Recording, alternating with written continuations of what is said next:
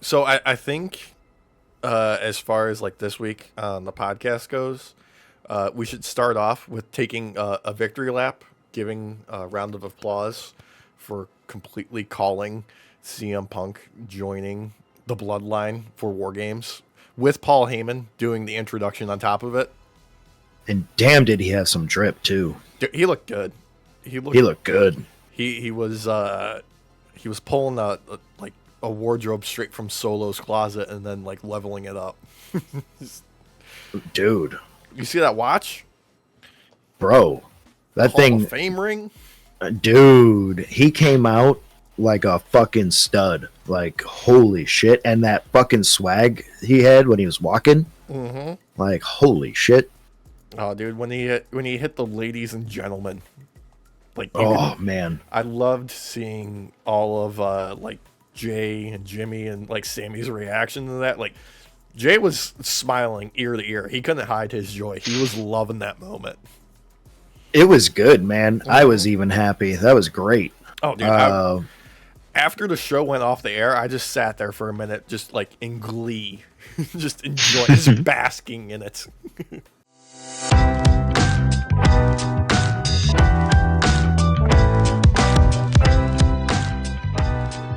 Yeah, we got a different ending for Raw than some of the people got after the camera stopped rolling.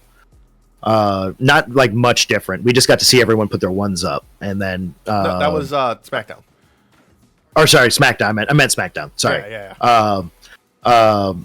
And Punk doing the go to sleep as everyone's putting their ones up.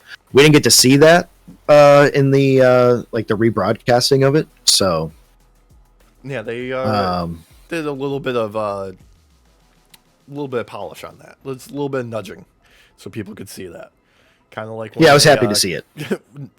Now, kind of like when you go back and watch Carlito do that slip up, it doesn't happen. It's been edited out of the rebroadcast. It's gone. It's gone. It never happened. What are you talking about? There is no war in Ba Sing Se.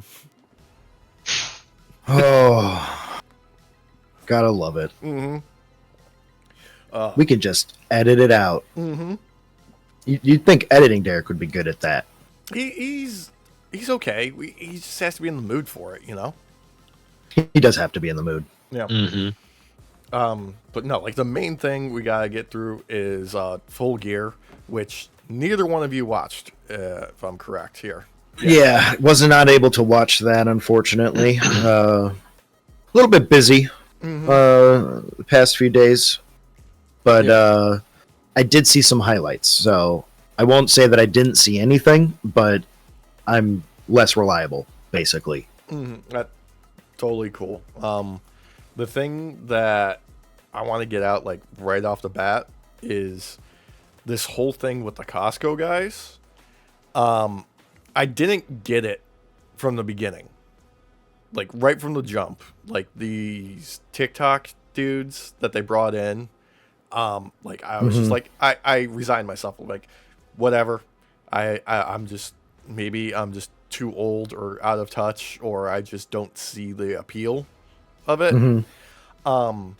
This match that the dad, Big Boom AJ, I guess is his name, that he had with QT Marshall.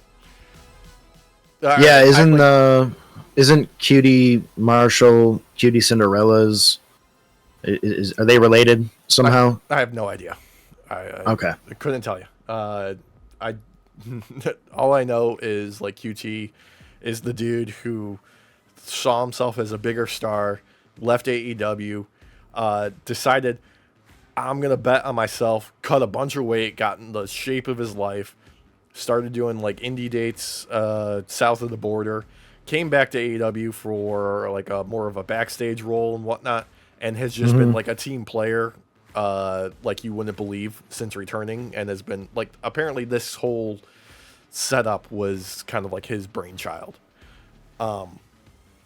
Did a phenomenal job with this. Dude that he was wrestling against reportedly and in kayfabe hasn't been in the ring in like 20 years. He did like, you know, some indie wrestling in New Jersey back in the day. He carried this motherfucker to a fantastic performance.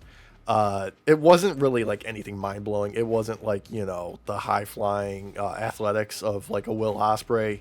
It wasn't the, you know, crazy storytelling that you get from like a CM Punk. It was just a solid match for a dude who, you know, you wouldn't expect it out of. Okay.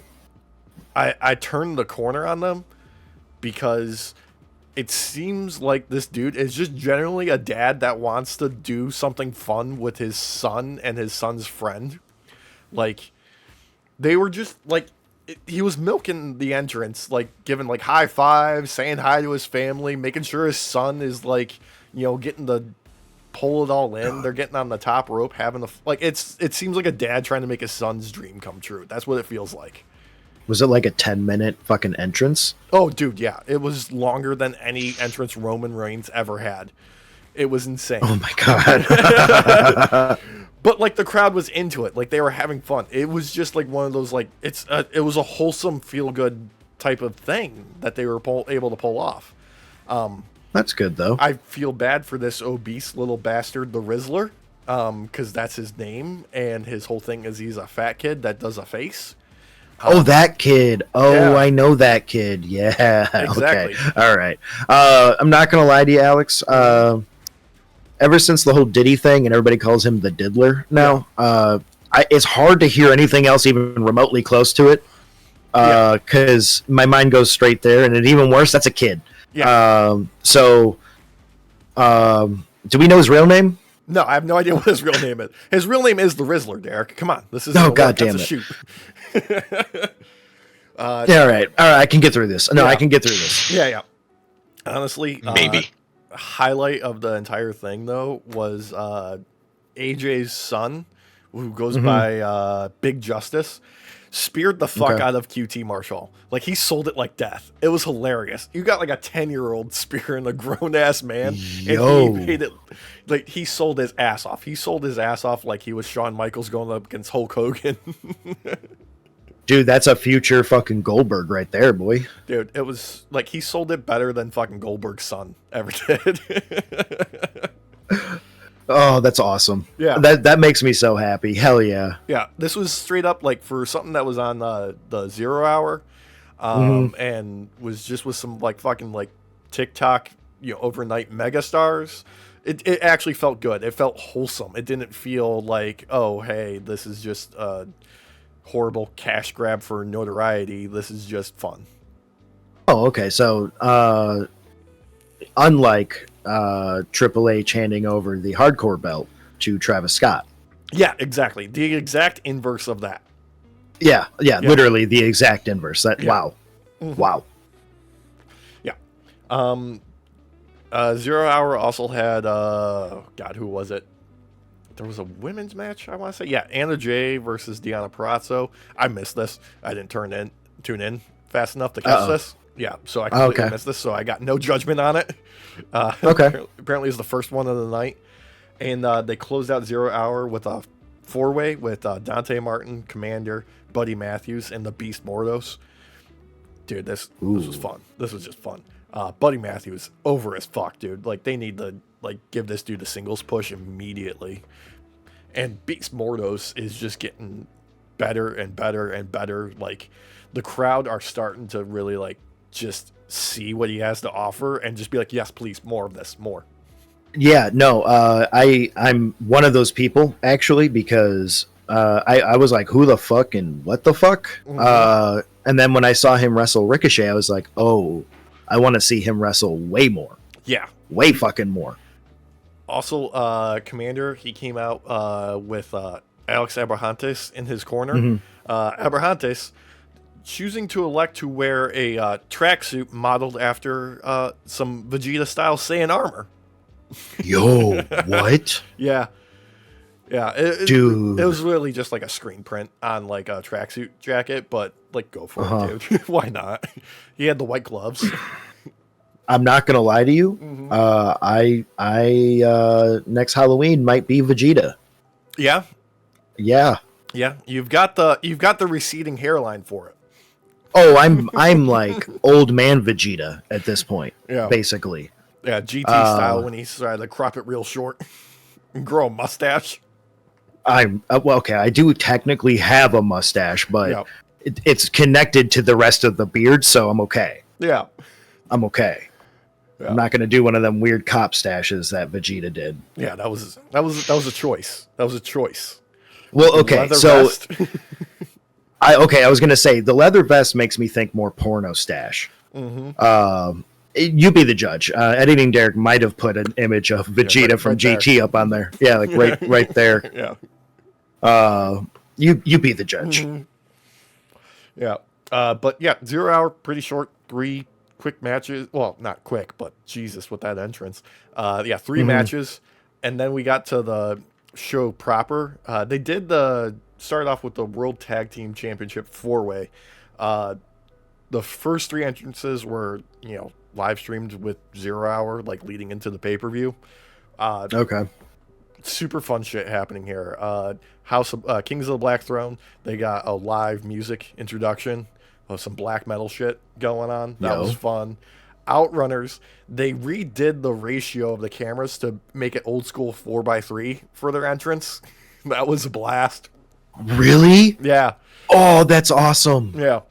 The Acclaimed came out. Max Caster was doing a rap, and this is where, like, okay, we've got dissension in the ranks with the Acclaimed, because you know how usually when they do their entrance, like, okay, Max Caster does his rap, and then he hands the mic to Bowens to do the hype up for the crowd. He just yeeted that microphone right past his fucking head, like immediately, like just set the tone for the match for the rest of the evening. And then obviously Private Party make their entrance on the pay-per-view proper. Dude, fun shit happening in this, but really, like, the story of it was the crowd's behind everyone except Max Caster. They are just booing the fuck out of him. Like, he's giving the double birds to people. He doesn't give a fuck. Like, there was so many moments where, like, legitimately, like, he is fucking up. Like, he is just showing ass, like, obviously on purpose. He's healing it up. Like, yeah, of course. Yeah, like, legitimately, like, Caster is, like, in the middle of the ring. Like, he's got somebody with, like, a wrist lock, and he's trying to tag in Caster, and he's just ignoring him completely. Like, he's just playing to the crowd, doing all that.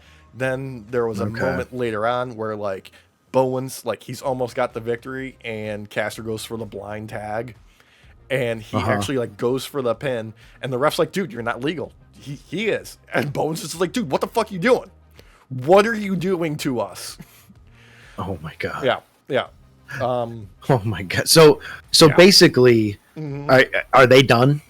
This is definitely, like, the moment where they are solidifying that the split is in the very near future, essentially. Okay. So basically, they're pulling the trigger finally, whereas WWE keeps fucking blue balling us with the New Day. Yeah. They're edging. Okay. They're edging the breakup over at WWE. Yeah. Like, they're getting you close. They're getting you close. They're getting right up there, and then they pull back. Would you call them expert gooners? Because of how well they edge. You see, here's the thing. I don't have the expertise in this area of gooning in order to make a judgment call. You know, I couldn't rank this. Going live with expert gooner of the Night Off podcast, Walsh. Your fucking face, dude. You're just like, oh no, he's calling me out. It's more of a wait, what'd I do this time? It's okay, I'll say it. Oh my gosh. Private Party ended up, retaining.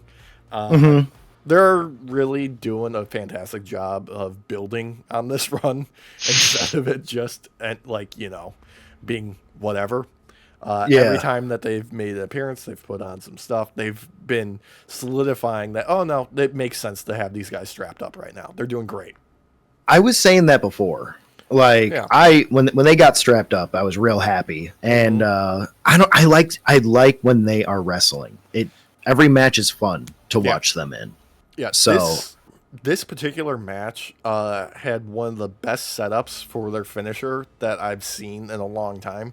because doing the gin and juice, it's incredibly convoluted to get, okay, one person up on the top rope, one of the partners has to get up there, the other one has to be in the center. Like, it takes a while to make that make sense. They did it felt natural this time. Like, if they came to that finish on a reasonable pace at, like, an actual, like, logical way to reach it, you know? So they came to that finish together? Yeah. Yeah, everybody. That's the only way you do it. Yeah. Yeah, it's the only way you do it. It's the only way you do it. Second match, Roderick Strong versus MJF. Another one of those Roderick Strong matches where you're just like, how the fuck does this dude have this size of a gas tank? My God, I'm pretty sure he could wrestle for another 6 hours and not be winded. I mean, the past few matches that we've seen him in, it's definitely been that way, where he's the one that's not gassed out whatsoever. Yeah.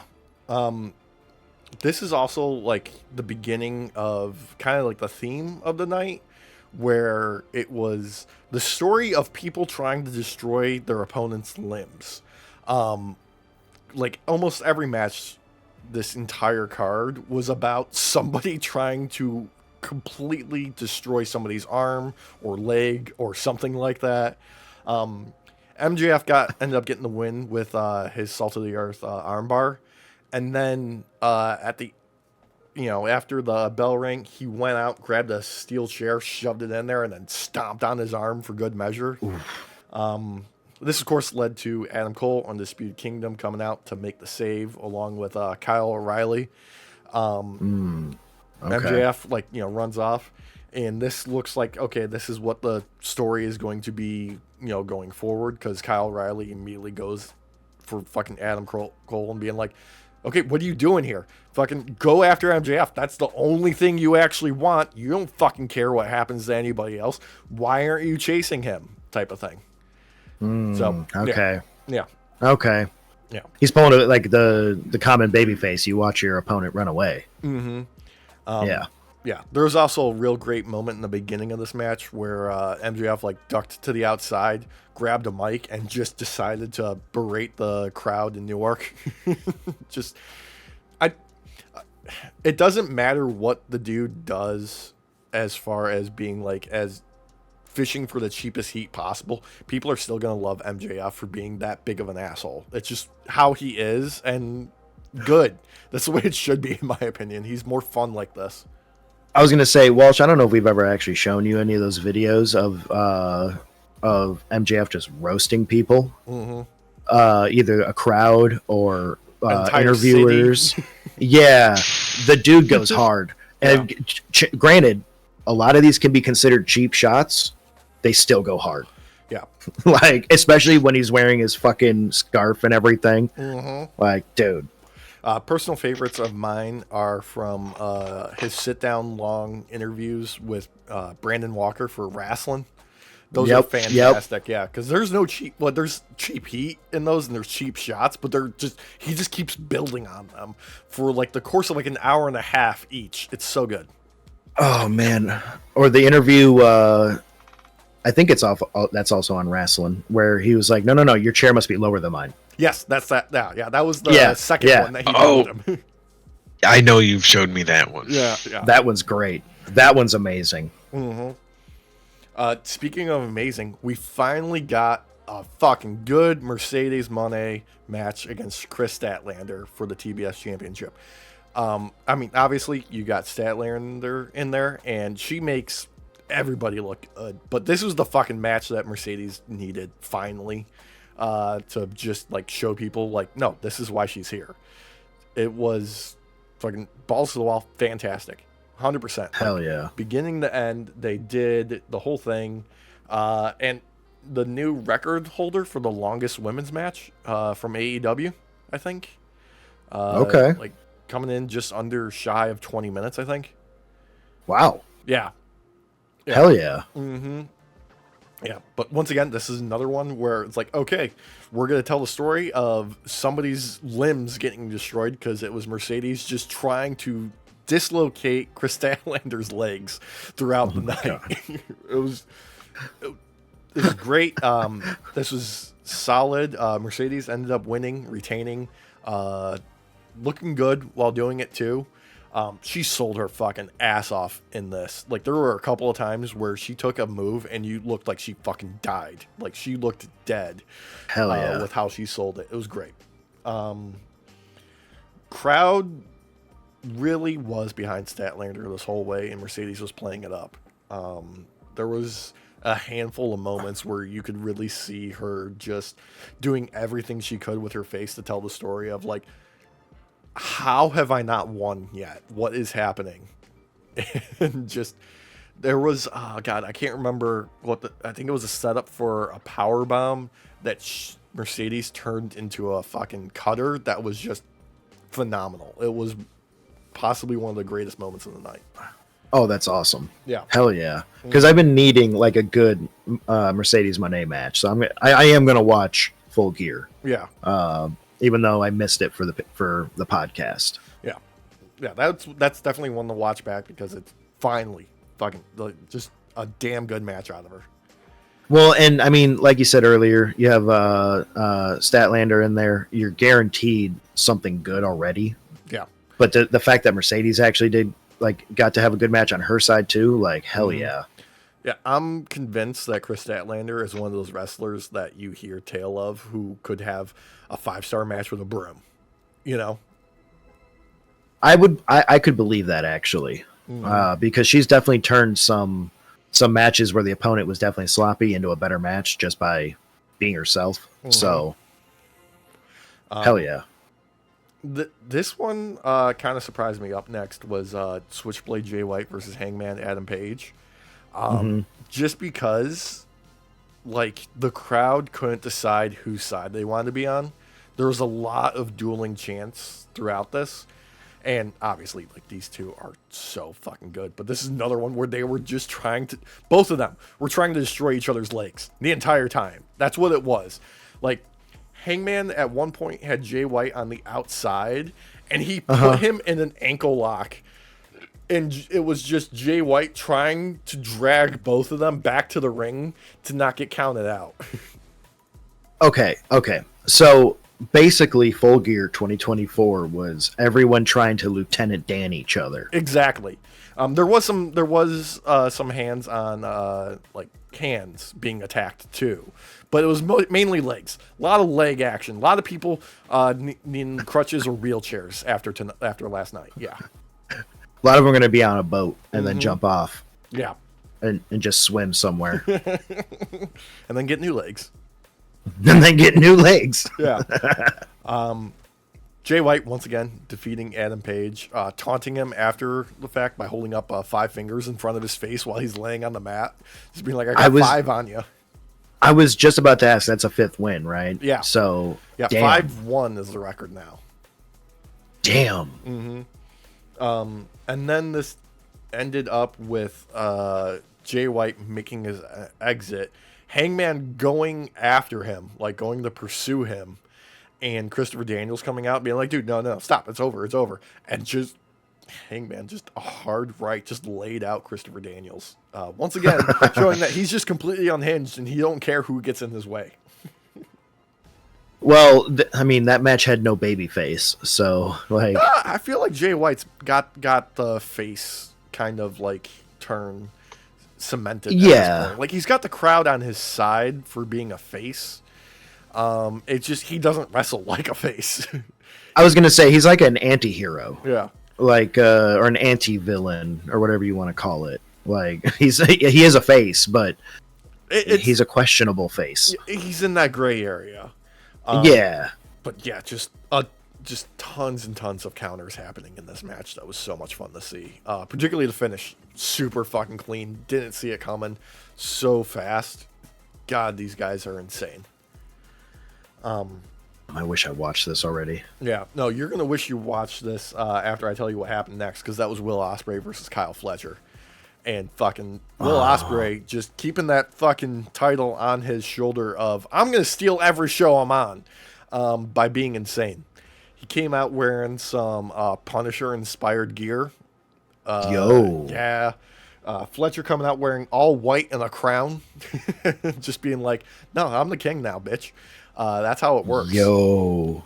Don Callis on commentary for this, just once again proving that he is so good at doing the job of both putting over the fucking people that he is against and who he's with at the same time. Like, he has got the way with words where you can just be like, no, I believe him.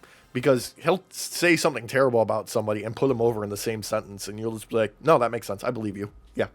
Yeah. Yeah. No, I believe this. Yeah, the story of this one was not the legs being destroyed, actually Fletcher targeting Will Ospreay's shoulder and neck, trying to decapitate him or just give him CTE by smashing his fucking head into the ground. Yeah. Fucking pimento loaf his ass. Hell yeah. Yeah, one of the I coolest love things. Will. I'm sorry, Will. He's fantastic. One of the coolest things he did in this match was they had moved the steel steps on the outside, and Fletcher went to go just like yeet him into it, and he did a straight dive over the top without slowing down for a second. Immediately did 180 and came back over the top of the ring steps and just tried to take his fucking head off with a hurricanrana. Jesus. Yeah. Damn. Yeah, like, these guys are just fucking inhuman. This one ended with Fletcher winning clean in this. Yeah, really, just my God. They're putting Fletcher up on that, like, Konosuke Takeshita path right now of, like, we're going to make him look like a monster. And just, people are going to get behind him, and it's going to rule. Well, I mean, Ospreay always known for super selling. So I have to imagine that whatever ended him basically was like, oh yeah, he's done. No, dude, like, they tried to kill each other. And there is, God, I want to say, yeah, Fletcher, he countered one of Ospreay's ass cutters into a neck breaker that looked amazing. Like, and it looked like it really fucking hurt. Like, it looked like he tried to just completely take his whole head off with it. It was great. Beautiful. Hell yeah. Yeah. A+ match, like, another one of those ones. Obviously, it's Ospreay. It's going to be a highlight of the night. Fucking dude, champion. Like, he's got, world title in his future at some point. I don't know when, but it's going to be magnificent when he gets it. Maybe he can have his own belt collector run. Yeah. Do it. Do it.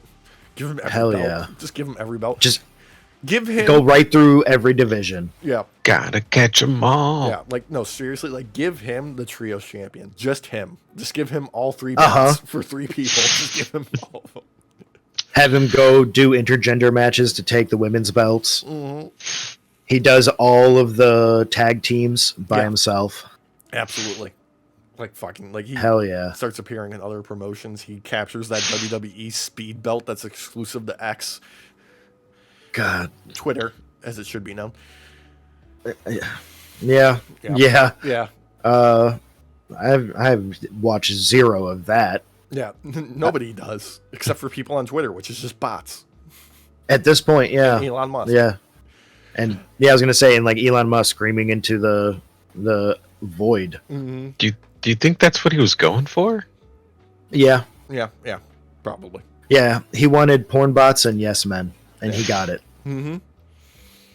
So speaking of, congrats. What followed that was finally Mariah May's championship champagne celebration with Mina Shirakawa. This is probably what we should have expected, but it didn't happen the way I expected. Mina comes out, like, does the whole, like, I'm gonna, like, bring out my best friend, the love of my life, Mariah May, and, like, hands her the champagne glasses, and they do, like, the, like, where you twist your arms together and you each have a glass and you drink it. Oh yeah. And the interlock. Yeah. And then they then they start doing, like, little dances and stuff like that. You're like, okay, this is kind of silly.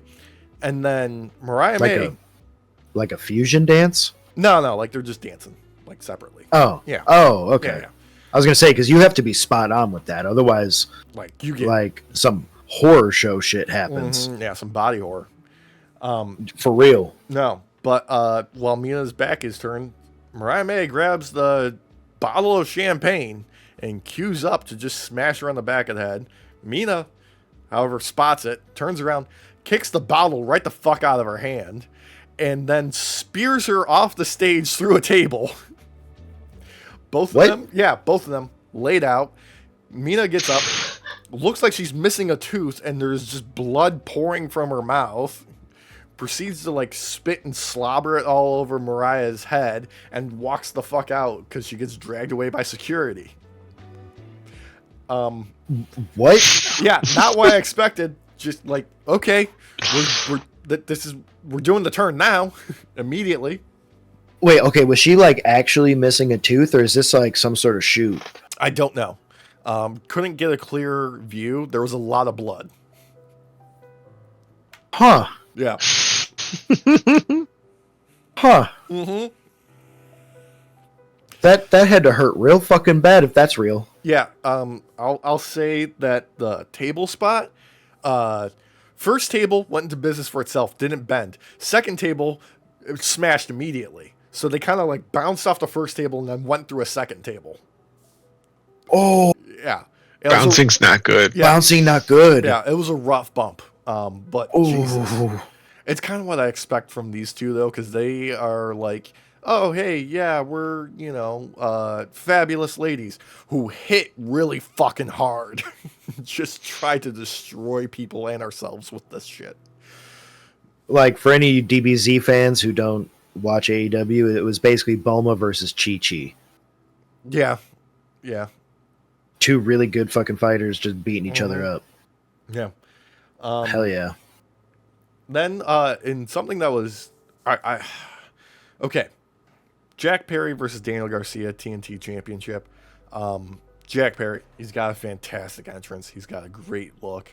He's got all of this stuff working for him. I love what he's doing. I just wish he was a little bit more believable with it. Like I like him. I like what he's doing. He's just too small. He needs to put on more mass to kind of sell this gimmick that he's doing, in my opinion. Like, I love everything else that he's doing. He's just like he needs to be like a monster. Like, dude needs like steroids, like no business. Get like that stretching machine that is supposed to make you grow taller. Yeah, from Gattaca. Yeah. Yeah.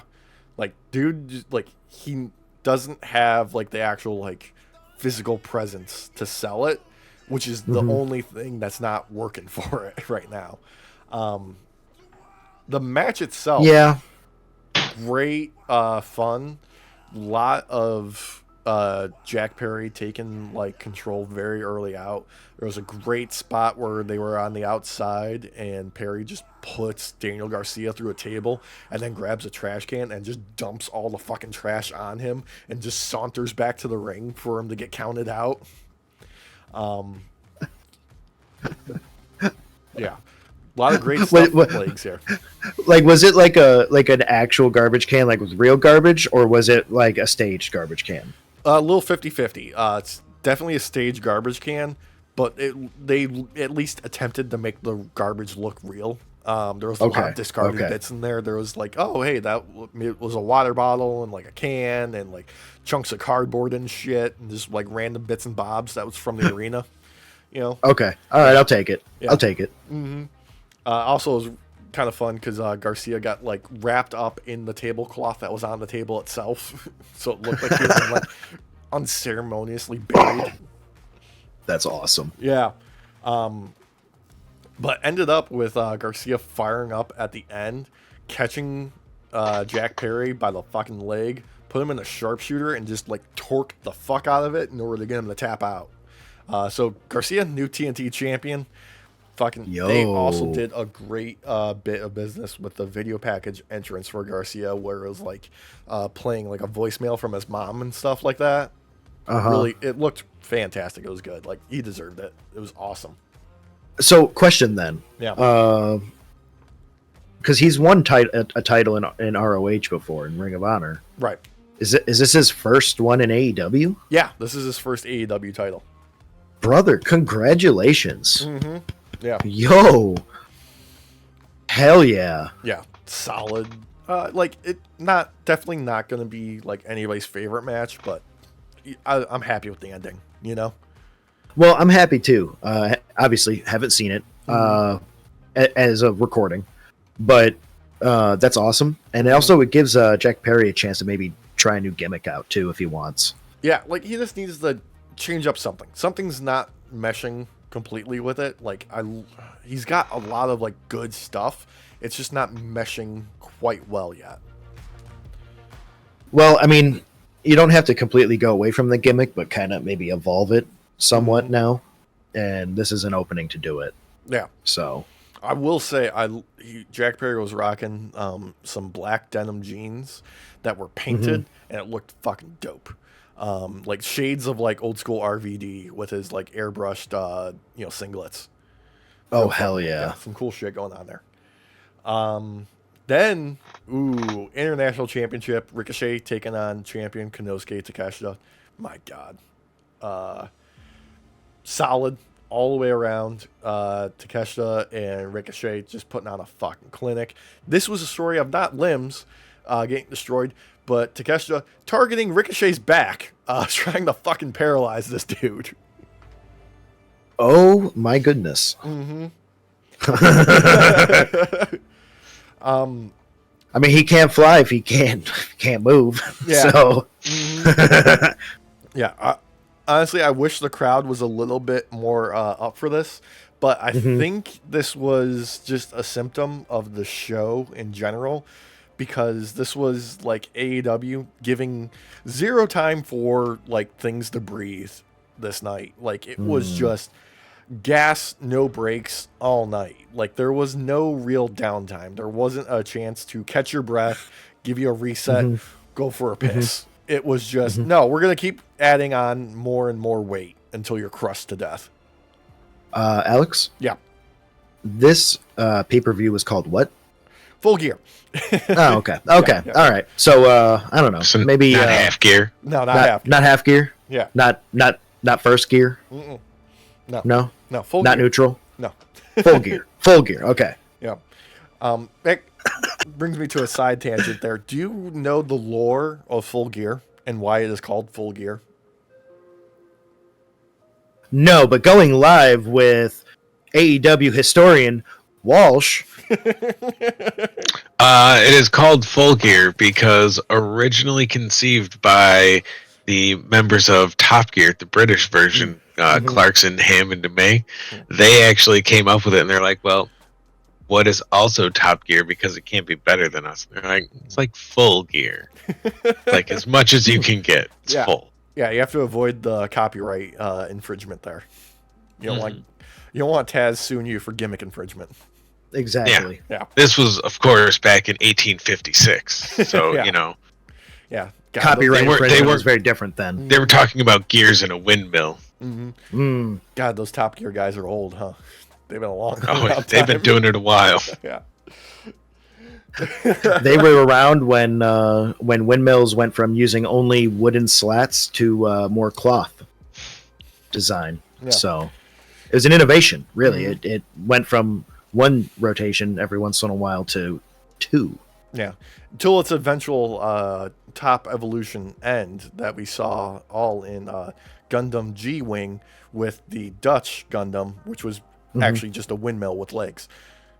It was. Yeah. It was. Walsh is looking it up right now. I see him doing it. I'm doing it too. I'm just picturing in my head like a giant battle bot with the propeller in its head. Oh, no. So, Full Gear harkens back to the early days of BTE and the lore between Hangman Adam Page and Pac. Because, as you know, Pac is never seen outside of his ring gear. He is always true. in full gear. He is full gear ready at all times. And the Bucks were teasing Hangman Page. Like, you couldn't do that. You can't be full gear ready all the time. Like, that's not in your DNA. You can't do it. You drink too much. And so it was about him being like, no, I got to get full gear ready. That's awesome. Yeah. Yeah, I didn't know that. Yeah. No. So yeah, it's actually named after Hangman. There we go. Did you just drop the Gundam into the Discord? Yeah, I did. Yeah. That's what I've been doing this whole time. I know. I can see it on your face. Editing Derek, you better fucking put that in. Yeah. You fucking better. Oh my god. Surprisingly, so one of the least offensive culturally Gundams from that series. Quite literally the least offensive one. Oh. Oh my god, I just found a Where's Waldo version. Oh my god. Oh god. I'm sorry, audience. I'm sorry. Yeah. He's not. No, you're not. I'm not. You're never sorry for your bits. I'm not. Yeah. I never am. Yeah. There we go. There you go, boys. Oh man. Where's the Gundam? Where's the Gundam? He could be anywhere. He could be anywhere. Oh, that's not him. Is that him? No. No. Oh. Again, editing Derek, you better fucking show this image. This is so good. I'm hearting this image. That's how much I love it. So, penultimate match of the night. Something I've been looking forward to for fucking weeks now. Swerve Strickland versus Bobby Lashley. Hell yeah.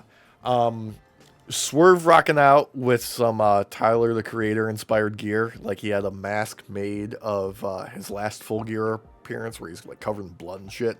Super fucking cool. Bobby coming out looking like a star. Once again, story of the night being not about limbs. No. This is about pyro makes everything better in wrestling. Because there was a lot of pyro tonight, and Bobby Lashley's entrance deserved all that fucking pyro, deserved probably twice as much more pyro, in my opinion. But fuck yes, pyro makes everything better. More explosions, more fireworks, all of it. Always. Yeah. Walsh learned that in GM mode. Mm-hmm. That's been one of his strategies, is more pyrotechnics. Yeah. I'm saving up my assets for it. Yeah. Some fun shit from this match. Number one, crowd deciding very early on that Bobby Lashley needs his own chant and the Hurt Business needs their own chant, and that chant would be "We hurt people." And I like that. Yeah, dude, Bobby liked it too because he proceeded to hurt the fuck out of Swerve Strickland. My God, really. Hell yeah. This was a bit more than a prolonged squash. Very early on, it felt like Bobby Lashley was just going to brutalize Swerve through this. But Swerve got some hope spots that were super awesome. Once again, there was some more action with the steel steps on the outside. But what really put it over was Bobby was over by the announce desk. Swerve somehow ran up the steel steps and did his stomp to Bobby through the announce desk in a beautiful moment. Just something that looked amazing. Good back and forth in this.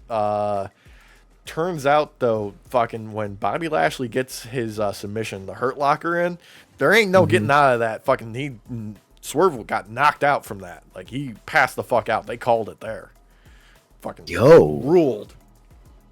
Okay, so they are definitely selling him as an absolute beast. That's the only way you could do it, really. Like, honestly. Yeah.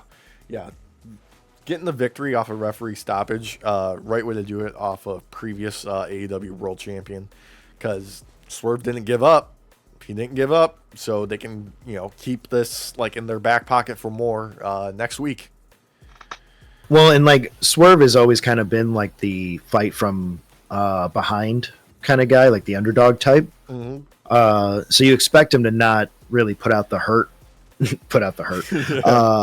immediately on someone. No. He's very tactical, or at least he comes across that way. Yeah, his matches are usually a story about him being cunning and finding a way to get a win, whether that be through trickery or being very careful with a scouted counter that's going to surprise the fuck out of people, or just him going a little bit farther than more people are willing to go. And a good example of this was him having Bobby Lashley on the apron going for the DDT, but instead of spiking Bobby Lashley into the apron, he instead got him all the way to the floor. Like, he spiked him on his head to the outside to the floor from the ring apron. It looked nasty. Oh my God, some CTE. And of course, it's a Bobby Lashley match. Of course, there's got to be a moment where somebody gets speared through a barricade because it's awesome. Had to happen. Yeah. Love it. Yeah. Gotta see it. Need it. I need Bobby Lashley going through a steel cage. Like, I need that in AEW. Also, fantastic bit of business after the show during the post media scrum, where MVP, Shelton, and Bobby are there taking questions. MVP being fucking MVP and just obliterating the media in there. There was a question from Figure 4 Online for Wrestling Observer newsletter. MVP with a line of the night, in my opinion, just being like, "No, we don't take questions from that nerd." Yo. That is awesome. Gotta love it. Yeah. Then, we lost Derek. No. Yeah, Derek's gone. Oh. He disappeared. He's We'll get still him back. Discord. It said that you... Derek? Yeah, I did come back. Yeah, and No, I clicked X to refresh. Oh, okay. Yeah. Yeah, yeah. There we go. Okay, there's Derek. Let's bring him. There's All fixed. Yeah. There's There. a Derek. He's appeared again. Yeah. I'm over here now. Yeah, you just... You all can't see that. Yeah, you just instant transmission to the bathroom and back. I did. Yeah, just boop. It was good. Talent. Now, main event, Moxley versus Orange Cassidy. Right off the bat, Moxley electing to come out first as champion. Always a bit of surprise. Orange Cassidy rocking all black attire, showing that he means business. So much so that he just Pearl Harbored the fuck out of Moxley with 3 back-to-back orange punches before the bell rings. Yo. Coming out aggressive right from the fucking start. It was... Wow. Yeah. This is a Moxley match, so things got brutal real fucking quick and did not let up. So much so that I think Orange Cassidy was bleeding within the first 5 minutes of the actual match. And he was just pissing blood throughout the night. Like, it was dark and matted up here by his forehead, all through his hair, dripping on his shoes, which were the only things of white articles of clothing that he had on. There was a moment where he took a shot, get yeeted into the steel steps, and there was just a blood imprint from where his head was, staining Moxley's pants, just all over the fucking, everywhere. Blood throughout the entire arena, it seemed like. They were brawling all over the place. That's crazy. Yeah, a lot of action with the steel steps, with the announce table, with everything they could get their hands on. Now, there was a lot of fucking interference, because essentially what happened is Cassidy started hot before Moxley was able to seize control and just beating him down. Freshly squeezed Orange Cassidy fighting back a lot. Eventually what happened is Claudio and Pac, come through the crowd, start to make their way to the ring, to cause some shenanigans, and Orange Cassidy's friends, you got Rocky Romero and the rest of the conglomeration coming out, make the save, keep them from interfering, only for Marina Shafir to walk in with the briefcase that has the title in it. But guess what? Orange Cassidy's got more friends. Willow Nightingale's music hits. She makes the ring, hits Marina Shafir with a hell of a fucking pounce. Looked fantastic. And then we get the glimmer of hope. Cassidy picks up the briefcase and nails the fuck out of Moxley with it. He sold this like he got murdered. Yo. But unfortunately, Wheeler Yuta jumps in, hits him with a Busaiku knee, and just fucking Moxley ends up getting the win just because he's got more friends on his side this night. Now, the strangest thing happened after the match. Moxley's got the still bleeding Orange Cassidy. They get him trapped. Wheeler Yuta grabs what looked like a bottle of disinfectant, and they kind of like got him like held back, and Wheeler just dumps it on his head, mainly in his face, in his mouth. It looked like they were trying to drown him with disinfectant. They're trying to kill him, like for real, kill him. Seemed like it, because like he coughed up a lot of liquid after that moment. But the surprises weren't over there, because the most unexpected save happens with Hangman Page comes to the ring with a chair and takes Wheeler the fuck out, knocks Moxley about, only for Christian Cage with his contract in order to cash in for a chance at the title. And yeah. What? Yeah. No, we're not done there. It seems to be that Christian Cage is going to cash in. From what it looked like with their like physical acting, it seems like the deal is Hangman Page did this in order for Christian Cage to cash in, get the title, and Hangman would then in turn probably get a title shot first in line after that.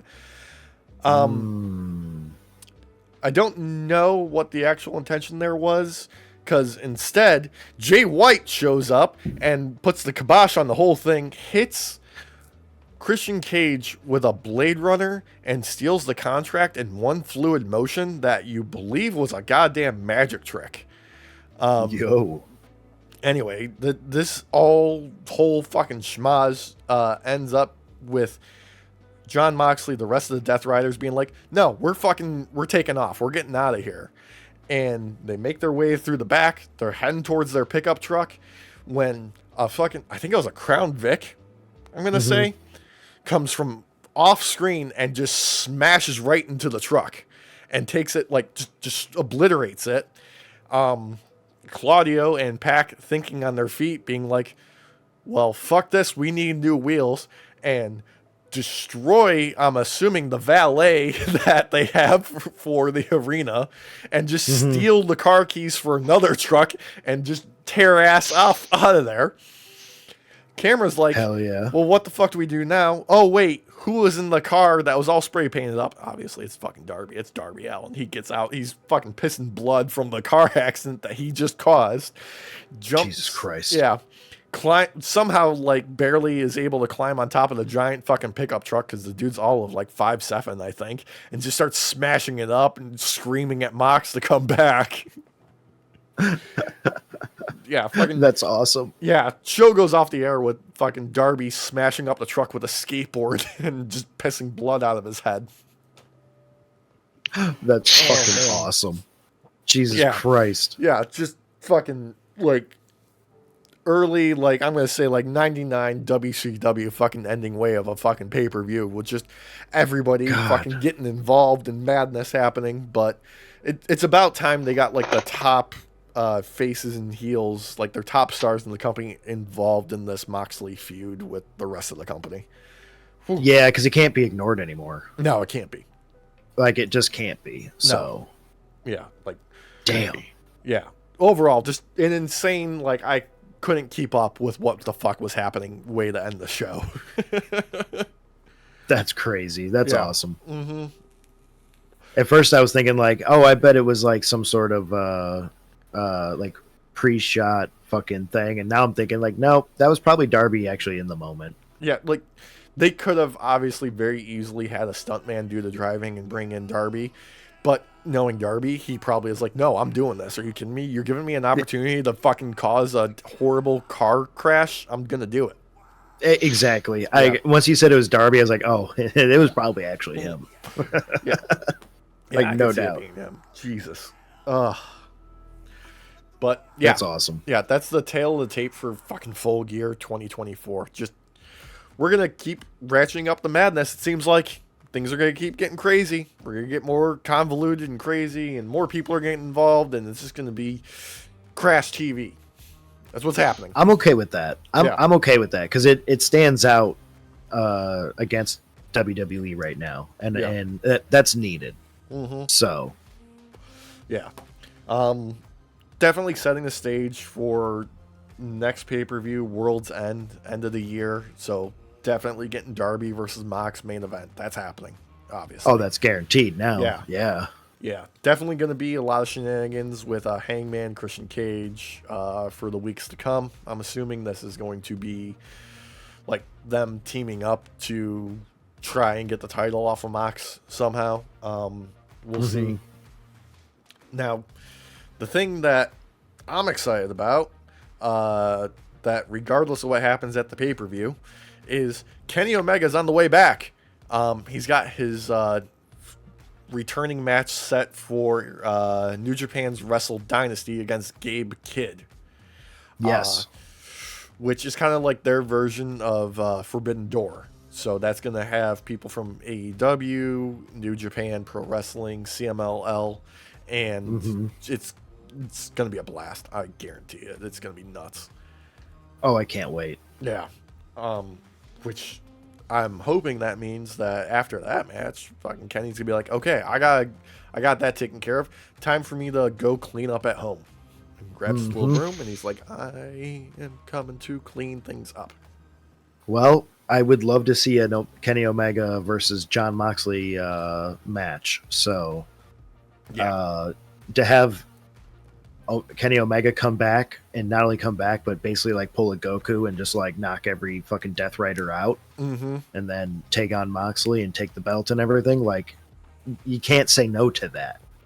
You just can't. No, like honestly, I'd like to see them get some redemption and redo the barbed wire everywhere exploding death match.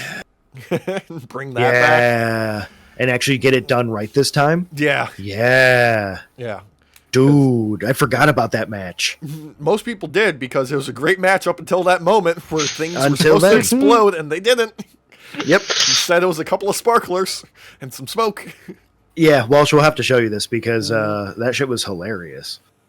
Oh, man. Oh, that'd be great. It was the epitome of anticlimactic. It wasn't meant to be funny, No. but it was really funny. Those are usually the most funny. Yeah. Oh, man. It was like a multiplier of funny. Now, a couple other things from the week that I want to highlight. And I think we should introduce a new bit for the show. I want to call it Wrestler of the Week. And I just want to highlight one thing in particular each week that I really want to put over. You guys can nominate whatever you want. For me this week, it's going to be Chris Jericho on Dynamite. God damn it. I knew you were going to fucking do this. It was the funniest thing he's done in years. Okay, so Walsh, have you ever seen the movie It Follows? Where it doesn't sound familiar. You haven't seen it? Okay. I'm going to have to kind of like give you a picture in your head of kind of how this went down. So Chris Jericho has a title match against Tomohiro Ishii next Wednesday on Dynamite. This previous Wednesday on Dynamite, they did like a contract signing segment.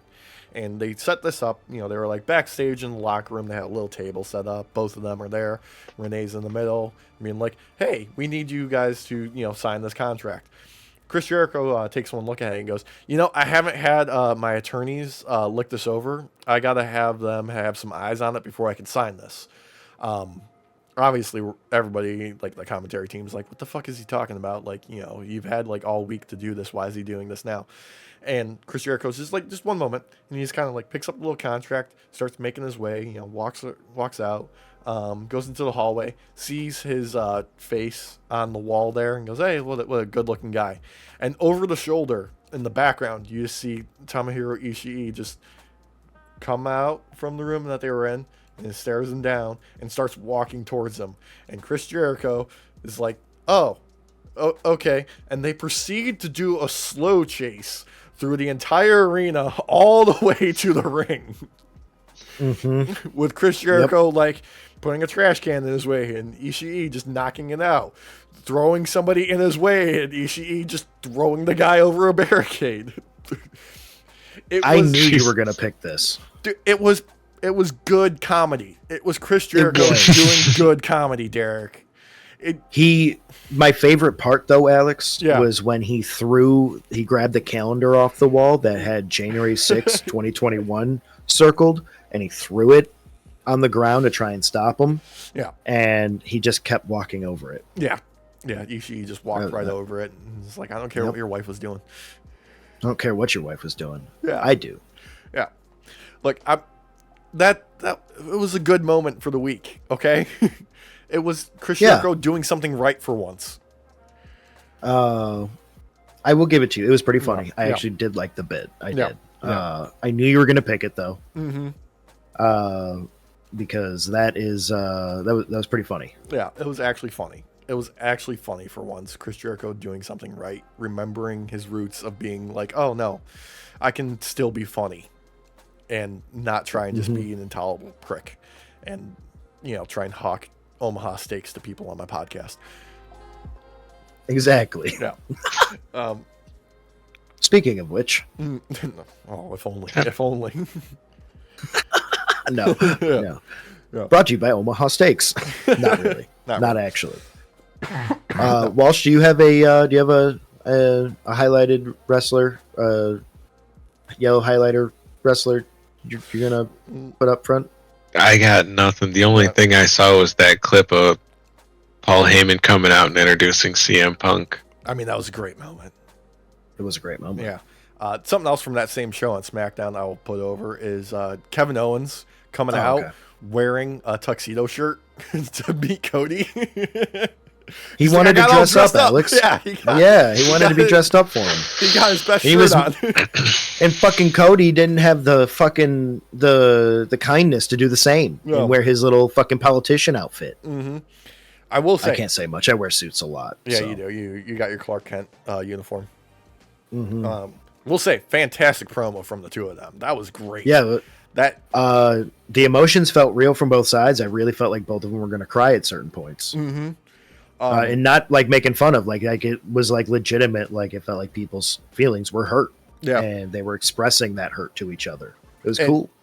Cody, being the fucking pro that he is, another excellent job of like lifting up his opponent while still making it believable that he wants to fight him. So great. He's so good at it. Oh. Well, like he was trying to get him out of that like depressive rut where he's always the victim. And he's like, man, you've held all these things. You are the face of WWE right now. Yeah. Like, what are you talking about? While also still cutting him down, like, stop being a bitch. Like, yeah. It was great. We got some sniffles out of KO. Yeah. Out of Cody building him up.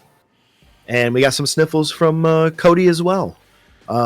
Realizing how much pain he's caused KO. It was kind of refreshing because it started out very toxic. Yeah. Obviously. And I mean, it did stay remote, like toxic to some degree, but there was some like healthy misogyny in there, or not misogyny. Wow. Yeah. Healthy. Wow, Derek. Masculinity. You just say masculinity. Thank you. Yes. They go hand in hand a lot of times. Yeah, they do. But no, there was some real healthy masculinity in there, and I mean, we're still going to see them fight because I want to see them fight again. Yeah, but it was a great promo. Yeah, both of those guys knocked it out of the park. Like they were given an assignment and they went and did the extra credit on top of it. Dude, like you could tell each person's like hurt that was caused to them. You could feel it cutting into the other person. It was actually really well done. It was really cool. And I love that KO refused to go to the ring. Yeah. He stood out in the crowd and he's like, oh yeah, of course. Cody wants me to go to the ring. I should go to the ring and listen to Cody. Why don't listen to people? KO's he's one of the all-time greats, you know? Dude, it was a great promo spot. They really got me hyped to see them fight again. Yeah, I mean, they did a great job at Bash in Berlin opening up that show. Oh yeah, that was a blast of a match. Like they were just out there having fun, and it showed. Well, and I like that is the lead into all of this because of how KO, wanted to backstab Cody, then decided not to backstab him. Now he's like, I should have done it. I was right all along because you teamed up with Roman Reigns, who's like always tried to take me out and never could. And it's like, motherfucker, you took out fucking Randy Orton with an illegal move. Yeah. What are you talking about?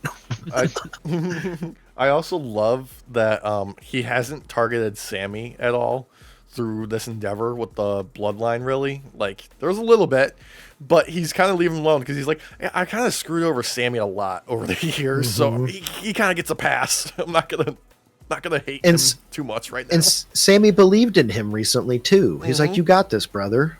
And I mean, it didn't work out, but he's like, you got this. Yeah. If I'm gonna, I do have a wrestler I want to highlight. Actually, I know who it is. Please proceed. I am going to be highlighting Chelsea Green. I knew today. it. Even if she wouldn't have, so she did a 3-way triple threat match for the it's the tournament for the tournament. Yeah, the new women's U.S. title. Yeah, and she faced off against Bianca Belair and Blair Davenport. Blair Davenport, thank you. Who also actually should also be highlighted in this too because she did great. Yeah. But Chelsea stole the show for me on that one. Not only did she get to shine with her wrestling skills, but she won the crowd over immediately. Like it was a great showing. And not only that, she did that like dive bomb fucking off the most dangerous rope to was it Bianca or was it Davenport that she did it? I don't remember which one she did it to, but it was into a power bomb, and it was like this far off the fucking ground, and it was insanely dangerous, and it looked insanely cool. Yeah, she got to shine, man, and I'm glad she did because she's a good wrestler. She deserves a belt. Yeah, and they set something up for the future here with Bianca getting distracted because Jade was apparently murdered backstage and dropped on top of a car. First off, I don't know like what they had to do to get her legs to stay like that and not move at all, but they were like weirdly positioned to where that could not have been fucking comfortable to lay like that. No, have you ever seen that photo? It's like an old black and white photo of that woman who leaped from a building and landed on a car and she died. Like it had like echoes of that to it. Yeah, it did. It did. Also, she had like a cut on her face. It wasn't a real cut. You could tell it was fake. Yeah. Let's see if WWE issued the storyline injury update on Jade Cargill. So after suffering a mysterious attack on SmackDown, blah, blah, blah, blah, she has been diagnosed with numerous injuries, including deep lumbar, paraspinal muscle contusions, a bruised kidney, a sprained MCL in her right knee, a tibial plateau bone bruise in her right knee, and facial lacerations. Okay, so like 4 of those are from just having to lay on the car like that for 40 minutes while they got the shot right. Yeah.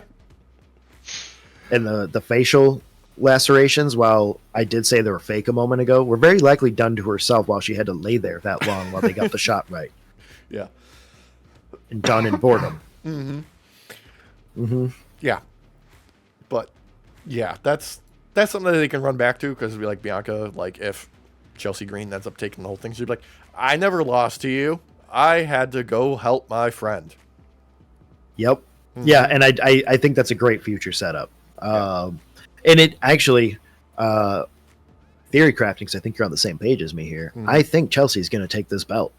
I kind of hope so. Like, that's kind of... Like, I know it's silly for the first U.S. women's title holder to be Canadian, but I'm okay with it. I am too. Yeah. She has the crowd on her side. She can fucking wrestle really well. Yeah. Like really fucking well. Especially this match showed it off, especially in my opinion. And honestly, I think we need a more carefree belt holder right now in WWE. Yeah, someone who's good at the comic relief. Yeah, why not? I mean, that's exactly what you should use a mid-card title for. You know, just give more people a chance to get some variety on the show.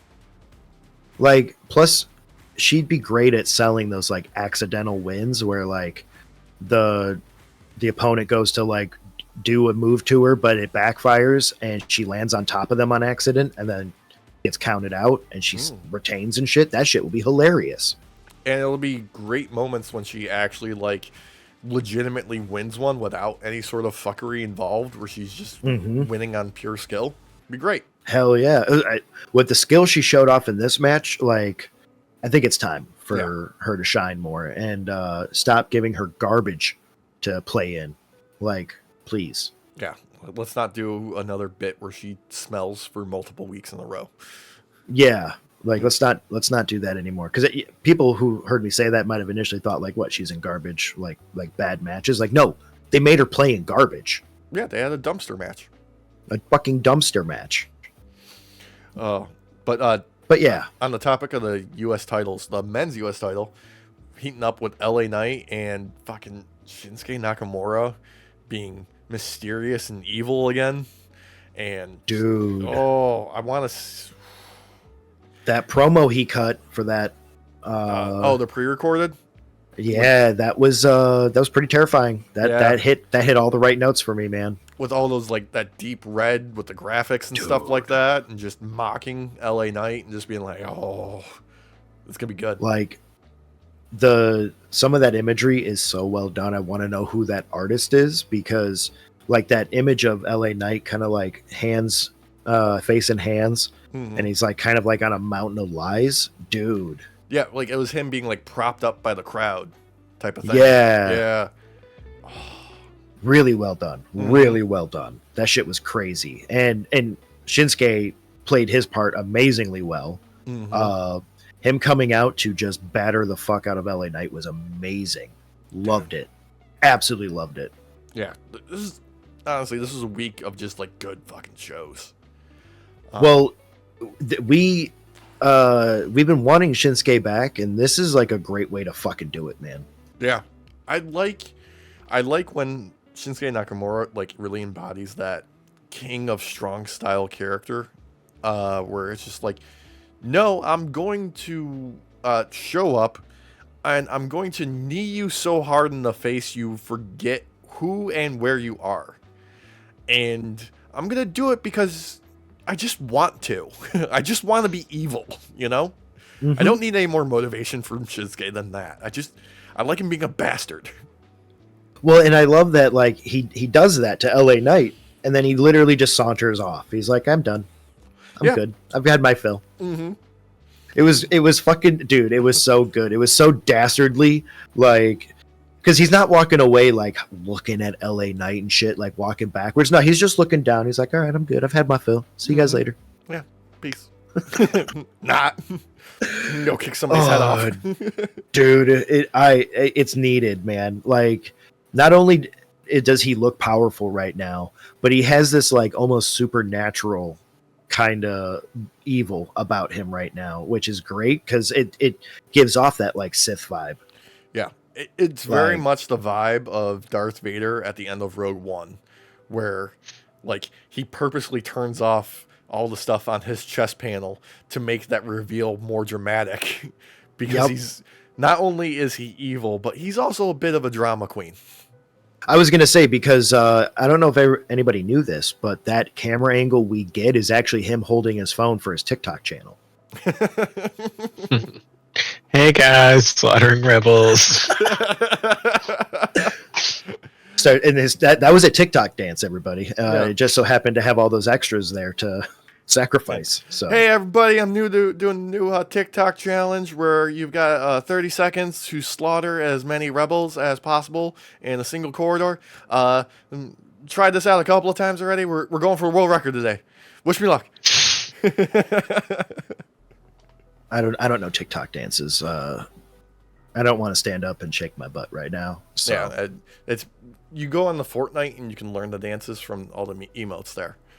Yeah, I'm too low down, but when you do the arm thing where it switches back and forth, you try not to punch your dick the whole time. Yeah, that one. Yeah, that's the floss. The floss. That's where you floss. Yeah, you're flossing the grundle. Mm-hmm. Yeah. Well, she looks so disgusted right now. My soul hurts. Yeah.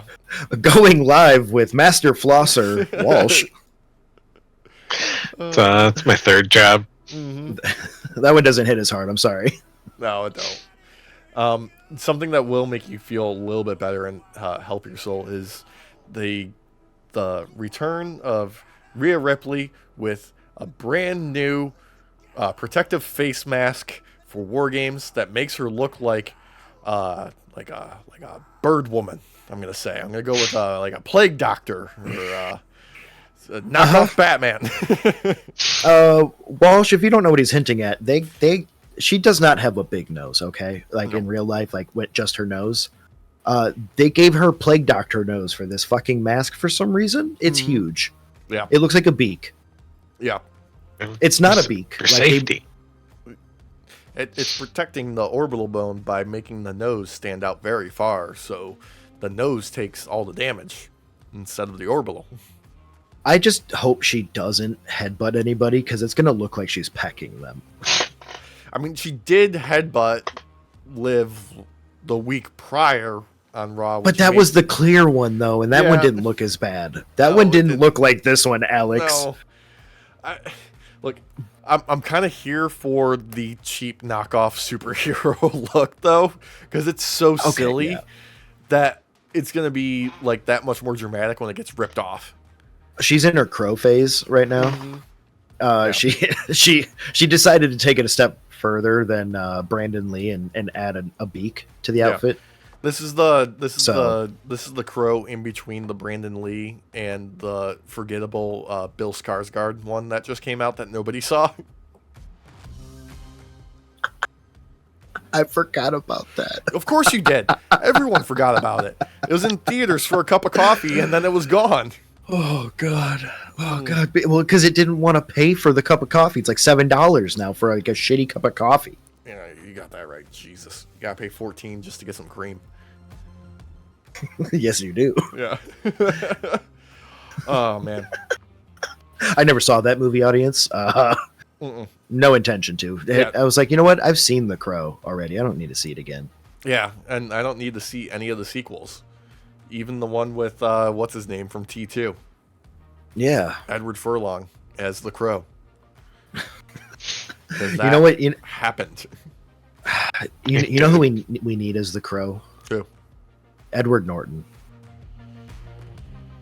Why Edward Norton? I don't know. I just wanted to say that. I mean, I can see it. Like, he commits to his roles. No. I have a better one. Too much. Ted fucking Danson. What? No, Yep. he's busy. He's got a new TV show. Derek, you're forgetting the all-time great chameleon of actors, Gary fucking Oldman. If anybody could do it, it's him. It's better than my option of Nick Cage. Who's the tan guy? The tan Who's guy? the guy's known for his tan? Something Hamilton. What? Alexander. Yeah. He's an editing. Derek, please figure out who I'm trying to talk about. I think that dude's dead, Derek. The guy who used to do like the fucking toasted Cheez-It commercials. Yes, that guy. With the old dude with the tan and the white hair. Yeah. George Hamilton. George Hamilton. That's his name. Yeah, nothing like a goth cult figure to be really fucking tan. And with an ascot. Oh man. It has to be better than what they did with fucking the Skarsgård boy. So. Oh, where they just took a little bit of mascara and like smeared it around and gave him a Joker smile. Yeah, like it. At least it would be funny. It would be funny. It would be funny, almost as funny as the box office returns for The Rock's movie Red One. Wait, that went to theaters? Yeah, I thought that was a Netflix movie. It was. It is. It's both, Derek. It's both. Why would you go to the theaters if you can see it on Netflix? Wait. It's not. It wasn't Netflix. It wasn't Netflix. We are. Let's correct ourselves. It was Amazon. It was Amazon, Derek. Yeah. So you can watch it on Amazon, or you can go to the theater. Mm-hmm. Let me see what the gross. I would do is. neither. What's the total gross? That's the option I'm going with. Let me get the total, because so what's overseas so far? 117 million on a $250 million project. Wait. So $250 million project. That means they very likely spent $250 million as well in advertising. Yeah. I mean, like, I'll be honest with you. I went to go see a movie in the theater, like, last weekend. What was it? Heretic. At this small little theater that's me. Like, it's not a franchise theater at all. Uh-huh. They've got, like, maybe, I think, like, 10 screens at this place. The whole lobby, and they don't get anything for their movies. The whole lobby is decked out in Red One shit. Like, there was 3 Rock cardboard cutouts. They had the special, like Red One themed popcorn buckets that were in the shape of like a fucking sleigh. Like, they had banners and shit for this. So, okay, you know what? It was funny when fucking Deadpool, when they did it with Wolverine and Deadpool to make fun of the sandworm bucket. Yeah. Everybody else needs to stop fucking doing it, please. No one cares. Did you see the one for Gladiator 2? No, what was that one? The fucking Russell Coliseum. Crowe's butt. It's the fucking Coliseum. With Russell Crowe, he's in there. There you go. There we go. There you go. There you go. There you go. Well, I hate that I had to watch myself do it instead of stare myself down in the camera so that I could look cooler. I couldn't do it. I couldn't do it. I had to watch myself. Like, even there we go. There we go. I can see. Unfortunately, I got just cropped just enough. So just like, there you go. There it is. Yeah. It was just showing the tip of your thumb. Nope. There you go. There we go. Mm-hmm. Yeah, gotcha, boy. Yeah. Just unalive that, please. Stop that gimmick. I don't like it anymore. It was funny with the Dune one because of the worm. It was gross. It looked like a butthole. Mm-hmm. It was extra funny when Wolverine and Deadpool did it because obviously they were making fun of that. Yeah. And it's fourth wall breaking. Y'all other motherfuckers, stop. Wait, so you didn't like it when they did it for Beetlejuice, and it was the sandworm? Yeah, I didn't like that either. Nope. We already got a worm, Alex, from Dune 2. God, that should have been my Halloween costume. I should have been the Dune 2 Halloween popcorn bucket. Why didn't I think of that? Okay, I thought you were going to say the worm, and I was going to be like, Alex, if you ever want to be allowed in public and or near a school or anything, you should not do that.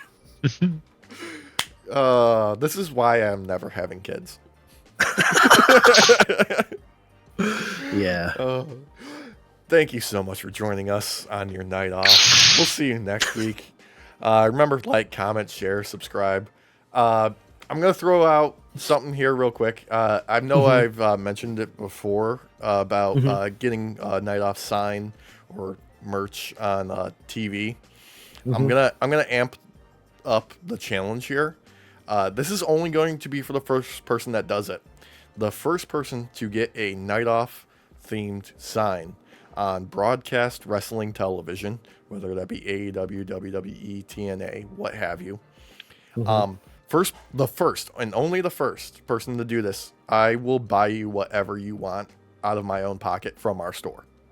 Oh, okay. Whew. I'm glad you added from our store. Yes, from our store. Yes. Because I was about to sign up and do it myself because you put no other stipulation on there, and I was going to ask for a boat, Alex. Yeah, I'm going for the airplane. Now, ooh, that was smarter. I'm gonna need confirmation of this, that you can't just screen cap somebody else's thing and say it's yours.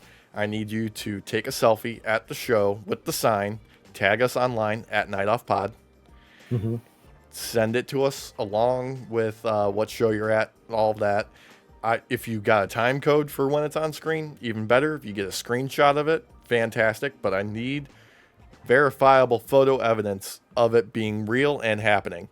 And I need you to confirm your identity along with what you want and your address sent to our email at nightoffpod@gmail.com. Okay? Yes. Yes. Yes. Yes. Don't put any of that information in the fucking comments, please. No. No. Keep your personal information to yourself. Yes. We are Don't not, put it in the comments. Yeah, we do not want to dox anybody on purpose or on accident here. Yeah. Don't. I don't know if I've said this, but fucking don't. Also, don't. Yeah. And Thank you. Thank you, Walsh. I almost forgot that. Yeah. Just in case Derek didn't cover it. Fucking don't. Just Thank you, Alex. Yeah. Yeah, you know what? This has been very helpful. I'm glad both of you, because I would have forgotten. Fucking don't. Fucking don't. Don't. Just don't. Just don't. Anyway. I'm not even going to play devil's advocate. Don't. Thank you. Thank you. Don't. Yeah. Just don't. And remember. Just don't. Don't. Just don't. Yeah. Thank you so much for joining us. Only thing left to do is let's say goodnight to the people, to the night shift. Good night, everybody. Buenas noches, night shift.